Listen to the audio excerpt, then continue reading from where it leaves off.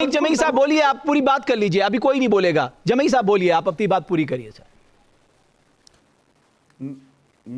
मेरा ये कहना है कि भाई जब प्रधानमंत्री जी ने आह्वान किया पूरे देश को इकट्ठा करने के लिए, एक एक मुल्क का नागरिक, मुसलमान, मस्जिदें, हमारे मदरसे, इबादतगाहें, मस्जिदों में हर जगह यही बात हुई कि जहां जरूरत पड़ेगी अपने मादरे वतन के लिए मुसलमान खून बहा देगा। 2 महीने के बाद दोबारा उसी मुसलमानों को जलील कर रहे हो, उनके देश प्रेम पे शक कर रहे हो। यही बीजेपी आरएसएस का काम है। नहीं, अगर तुम इतने बड़े मुखबिर नहीं थे अमीक जमई साहब, अमेरिका से काहे डर गए? अमेरिका से क्यों डर गए? अमीक जमई साहब, आपकी देशभक्ति अमेरिका से आपकी देशभक्ति पे इतना भी शक नहीं है। और मैं चाहता हूं आज देश के लोगों को आप 2-4 पंक्तियां गा के सुना दीजिए वंदे मातरम की, और ये चैप्टर क्लोज करिए। क्यों बात होती है? आप क्यों कहते हैं ऐसा? हमारे दिल पे खंजर क्यों मारते हैं आप? क्यों खंजर मारते हैं हमारे सीने पे, हमारे दिल पर, जहां पे हमारी भारत माता की तस्वीर है? इनकी जहरीली क्यों खंजर मारते हैं? ये इनकी सोच नहीं, है। वो कोई जनरल नॉलेज का टेस्ट थोड़ा चल रहा है, छोड़ने की वो कोई बात नहीं है। एक मिनट जमई साहब, एक मिनट विजय शर्मा साहब, मैं देखिए मैं इतना जानता हूं कि अमीक जमई साहब उस जमात से नहीं आते हैं जो बहुत कंजर्वेटिव सोचते हैं। अमीक जमई साहब उस जमात से आते हैं जो बहुत पढ़े लिखे व्यक्ति हैं, बहुत डिसेंट व्यक्ति हैं। और अरे सुनिए विजय शर्मा साहब, अमीक जमई साहब गा रहे हैं तो उन्हें सुन तो लीजिए। आप उन्हें गाने नहीं देंगे? आप गाने दो भाई। अब जब वो गाना चाह रहे हैं आप उनको डिस्टर्ब करें। मैं चाहता हूं साइलेंट रहे सब लोग, अमीक जमई साहब को सुनेंगे। और सुरताल आपके साथ मैं चाहता हूं हमारे फैज खान साहब लगाएं, हमारे वकार भट्टी साहब लगाएं, और तब होगा मिले सुर मेरा तुम्हारा आज। चलिए बिस्मिल्लाह कीजिए। मेरा सिर्फ ये कहना है कि हमारे देश का मुसलमान, हमारे देवबंद नदवा के जितने मदरसे थे, सब ने ये तय किया कि जब हमारे वज़ीर आज़म साहब ने ये तय किया कि पाकिस्तान पे स्ट्राइक होना है, सर कोई शक नहीं पूरे है। देश का मुसलमान तैयार नहीं था? इज्जत के लिए 2 महीने के बाद जो जमूरे हैं, इनके मुंह से नहीं निकल रहा है, जो जमूरे हैं देशभक्ति की, ये देश के जो जमूरे, एक मिनट जमूरे हैं, जमूरे जो 2000 रुपया के लिफाफे के लिए टोपी लगा के फर्जी हर टीवी पे बैठते हैं। 2000 का लिफाफा, अरे हम तुम्हें 2500 का लिफाफा देते हैं, चलो मुझे भी बताओ। 2000 के लिफाफे के लिए हर टीवी पे बैठ के मुसलमान को गाली दो, मुसलमान को गाली दो। कहां से 10,000 का जरा बताओ। वंदे भारत, वंदे मातरम की पर बोलना नहीं है। अरे हम पहुंचवा देते हैं 200 रुपए बढ़ा के, बताओ। ये 2000 के लिफाफे में नहीं होनी चाहिए। जमई साहब आप अपना रेट बता दिया अमीक जमई ने। एक मिनट सर, अमीक जमई साहब आप कह रहे हैं कुछ भी हो जाए मैं नहीं गाऊंगा। आप बोल दीजिए भाई मैं नहीं गाऊंगा, इस डिबेट को हम फिर आगे बढ़ाएंगे।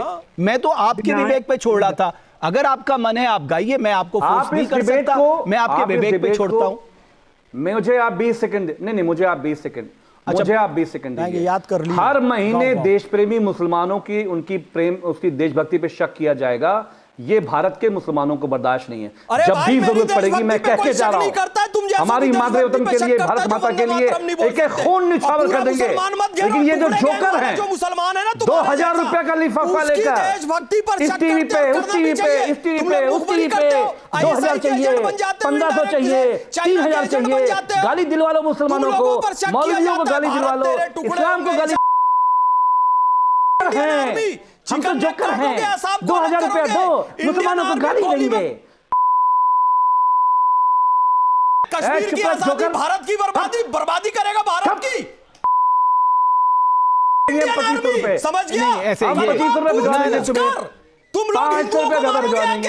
ना ना, ये गलत हो रहा है। हम देश के, मुझे लग रहा है मुसलमानों से बात करेंगे।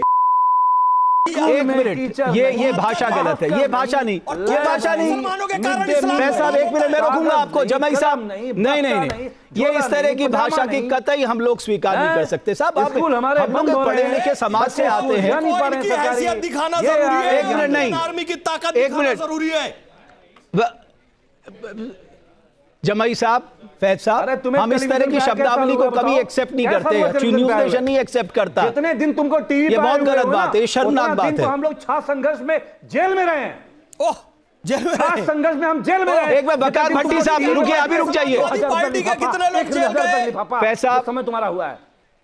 फैज साहब, ये भाषा गलत है। आप बिल्कुल नहीं, कोई बात नहीं। अगर गलत की तो गलत को गलत से नहीं रोका जा सकता। आप ये दोनों ये इस तरह के शब्दों को बिल्कुल एक्सेप्ट नहीं किया जा सकता। छठे शाठ्यम समाचरे, एक मिनट, जो बुरा है उसके ठीक है, औकात के हिसाब से बात की जाएगी, फिर जो सज्जन है उसका सम्मान किया वकार जाएगा। भट्टी साहब रुकिए, जमाई साहब आप रुक जाइए। वकार भट्टी साहब आपकी टिप्पणी। तुम्हें ठीक कर देंगे 2 मिनट में। अब कितने मिनट लोगे यार, आधा घंटा हो गया। प्लीज बोलिए सर, बोलिए, मैं सुन रहा हूं। जी देखिए, मुझे नहीं समझ आ रही कि देश के टीवी चैनल क्या दिखा रहे हैं देश को। देखिए, देश में प्यार होना चाहिए, मोहब्बत होना चाहिए और पीस दिखाना चाहिए। हिंदू मुसलमान सिख ईसाई के बीच में मोहब्बत दिखानी चाहिए। नेताओं से हमें डेवलपमेंट के ऊपर, रोजगार के ऊपर, बेरोजगारी के ऊपर उनको जवाबदेही बनाना चाहिए। लेकिन अगर टीवी चैनल्स के ऊपर ये चलेगा, एक दूसरे को देशभक्ति का सर्टिफिकेट हम बांटेंगे, मुसलमान हिंदू को बांटेगा, हिंदू मुसलमान को बांटेगा, एक पॉलिटिकल पार्टी एक को बांटेगी, दूसरी पॉलिटिकल पार्टी दूसरे को बांटेगी, तो देश के आने वाले फ्यूचर को आप क्या देख रहे हैं, क्या दे रहे हैं? छोटे छोटे बच्चे टीवी देखते हैं। आज हर एक बच्चा यूट्यूब से लेके फेसबुक से टीवी तक जुड़ा रहता है। तो अगर ये टीवी के ऊपर हम जो लैंग्वेज इस्तेमाल करते हैं एक दूसरे के लिए, तो ये मुझे नहीं लगता कि कोई पढ़ा लिखा इंसान इस चीज को इस्तेमाल करेगा। वो वही कर सकता है जो जिस सोसाइटी से जैसे आया होगा, वो उसी लैंग्वेज को उसी तरीके से इस्तेमाल करेगा। लेकिन मैं आपको ये भट्टी साहब, सवाल इस बात का है कि राष्ट्रगीत गाने से पीछे क्यों हटते हैं लोग? देखिए, जहां तक राष्ट्रगीत का मसला है, मैं ये कहता हूं राष्ट्रगीत पे डिबेट करनी ही क्यों? इस चीज पे डिबेट होनी ही नहीं चाहिए। देश के ऊपर डिबेट ही नहीं होनी चाहिए। कौन देशभक्त है, कौन देशद्रोही है, इस चीज पे डिबेट हम लोगों को टीवी चैनल यार बिल्कुल होनी चाहिए। मेरी बात सुनिए, मैं बीच किसी के आता नहीं, मुझे पॉइंट अपना रखने दीजिए, फिर आप काउंटर कीजिए, ठीक है ना सर? मैं ये कह रहा हूं कि देश के ऊपर बहुत ऐसे मसले मसाइल हैं, आप उस पर डिबेट कीजिए। देश की महंगाई के ऊपर डिबेट कीजिए, बेरोजगारी के ऊपर डिबेट कीजिए, टूरिज्म के ऊपर कीजिए, उन तमाम चीजों के ऊपर कीजिए जो देश को तोड़ रही हैं। बाहर की ताकतें देश के खिलाफ हैं, तो हम देशवासियों को एक होकर कैसे हम बाहर की ताकतों को जवाब दे सके, उसके ऊपर हमें काम करना चाहिए। न कि देश के अंदर ही अगर आप लोग इस तरीके से लड़ाइयां करवाएंगे, दंगे फसाद करवाएंगे, तो देश कैसे मजबूत होगा? देश को अगर सुपर पावर में आना है, देश को दुनिया का सबसे बड़ा मुल्क बनना है और दुनिया का सबसे ताकतवर मुल्क अगर भारत को बनना है, तो उसके लिए हर देश का हर नागरिक, वो किसी भी जात बरादरी धर्म से हो, जब देश को एकजुट करने की बात थी, आजादी के खिलाफ लड़ाई लड़ने की बात थी, ये वंदे मातरम गीत जो था, ये बहुत कारगर साबित हुआ साहब। ये एक ऐसा मंत्र था जिसने सबको एकजुट किया, अंग्रेजों के खिलाफ लड़ाई लड़ने की एक नई जोश और नई इच्छा शक्ति पैदा की। अगर हम उसके ऊपर चर्चा कर रहे हैं, वही जो आप बात कह रहे हैं वही मैं भी कह रहा हूं कि हमें एकजुट होकर सामना करना है। देखिए, वंदे मातरम हो या ना, वंदे मातरम आज से तो नहीं है ना, आप कह रहे हो 150 साल से है, ठीक है ना? मैं कह रहा हूं आज के टाइम 2025 में इस पे डिबेट क्यों? अगर आज भी हम उसी 150 साल पहले 150 साल के बाद डिबेट इसलिए वकार भट्टी साहब, तब भी आप असहज ना हो करके इसके 2 पद हटा दिए गए थे ताकि आप लोग असहज ना हो करके, और आज भी आप असहज हैं तो इसलिए डिबेट हो रही है। तब 2 पद इसलिए हटाए गए थे ताकि आप असहज ना हो, आजादी के खिलाफ हमारी लड़ाई कमजोर ना पड़े, हिंदू मुस्लिम भाईचारे को कहीं नजर ना लग जाए, इसलिए हटाए गए थे। लेकिन आज भी आप लोग असहज हैं, वो 2 पद हटाने के बाद भी आज भी आप लोग तैयार नहीं है। देखिए, मेरी बात से सुनिए, आप अगर वंदे भारत, माफ कीजिएगा, वंदे मातरम कह के आप कहते कि इन इशू पे डिबेट होनी चाहिए, तब तो मैं कहता आप बिल्कुल सही बात कह रहे हैं। लेकिन आपने कहा साहब आप एग्रीकल्चर पे डिबेट करिए, इन्फ्लेशन पे डिबेट करिए, रोजगार पे डिबेट करिए, तो मुझे भी मालूम है। आप पूरा सुनिए जी। मैं खुद को प्राउड करता हूं कि मैं मुस्लिम हूं, मैं इंडियन हूं, और मैं ये भी कहता हूं कि मेरे इस्लाम को वंदे मातरम कहने से या ना कहने से कोई फर्क नहीं पड़ता। तो कह दो। इस्लाम बहुत वसी धर्म है, बहुत वसी धर्म है, और हम इस भारत के रहने वाले हम तमाम शाहरी हैं। हमें चाहिए कि भारत के लिए, हमें बाहर की दुनिया से लड़ने के लिए हम सब भारतीयों बिल्कुल एक साथ वकार भट्टी साहब, मैं आपकी बात से सहमत हूं, आपने बहुत अच्छा बोला, आपने बहुत अच्छा बोला। बट भट्टी साहब, आपने कहा ना, आपने बहुत अच्छी बात की, मैं आपकी भूरी भूरी प्रशंसा करता हूं।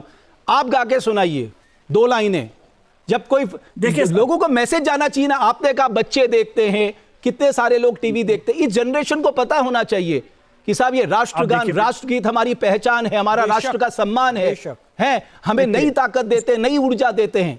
और आप गाएंगे तो बहुत लोगों को इंस्पायर करेंगे, मुझे पूरा विश्वास है। अगले 30 सेकंड आपके लिए। सुनिए, देखिए, मैं पूरा आराम से सुन लीजिए।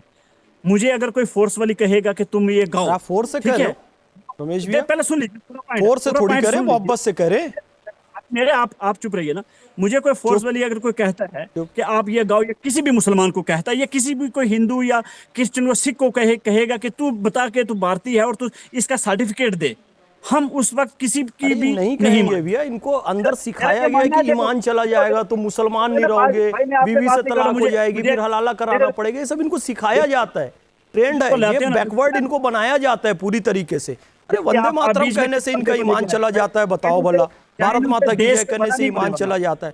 मेरे भाई पढ़े लिखे हो, समझदार बनो, बच्चे देख रहे हैं। भारत माता की जय, वंदे मातरम कहने से ईमान नहीं जाता है यार। ये क्या बच्चों को आप लोग सिखा रहे हो? खुल के बोलो वंदे मातरम, चाहे जिंदा रहे चाहे मर जाए, हम गाएंगे हम वंदे मातरम।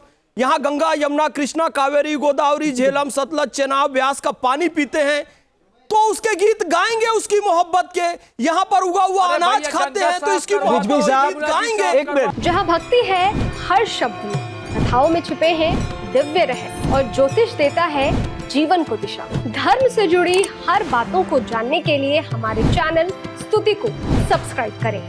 चैनल पर जाने के लिए इस लिंक पर क्लिक करें।